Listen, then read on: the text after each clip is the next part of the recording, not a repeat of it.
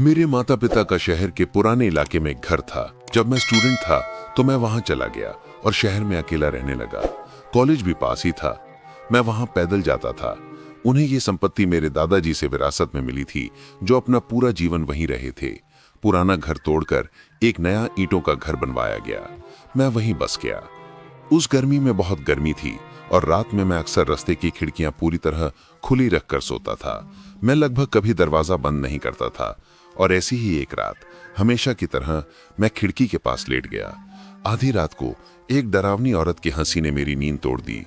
मेरी रीढ़ में एक सिहरन दौड़ गई, लेकिन मैंने अपने डर पर काबू पाया और खिड़की से बाहर देखा। एक लंबी औरत पेड़ के पास खड़ी थी। उसने अजीबोगरीब कपड़े पहने हुए थे, जगह जगह फटे हुए, और उसकी बाहें लगभग घुटनों तक लटक रही थीं।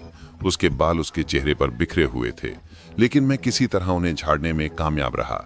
उसकी छोटी छोटी सफेद आंखें थीं और उसका चेहरा एक भयानक चेहरे के भाव में विकृत हो गया था। वो उस भयानक भाव के साथ वहीं खड़ी रही, मुझे देखती रही और बस हंसती रही। मैंने डर के मारे खिड़की बंद कर ली। फिर वो घर की ओर बढ़ी। डर मेरी कनपटी तक पहुंच गया और मैं अपने दिल की धड़कनें सुन सकता था।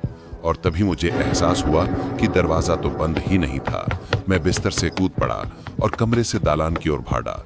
दरवाजे का हैंडल पहले से ही आगे पीछे घूम रहा था। मैंने अपना पूरा शरीर दरवाजे से टकराया और उसे जोर से बंद कर दिया। कोई दरवाजे के पीछे खड़ा उसे खोलने की कोशिश कर रहा था। और फिर वही भयानक हंसी फिर से गूंजी। मैंने झांकने के छेद से देखा, लेकिन वहां कोई नहीं था। बाद में मुझे अपने पिता से पता चला कि बहुत पहले, जब शहर का यह हिस्सा अभी भी एक गांव था, वहां एक असामान्य रूप से लंबी कदकाठी वाली और कमजोर बुद्धि वाली लड़की रहती थी।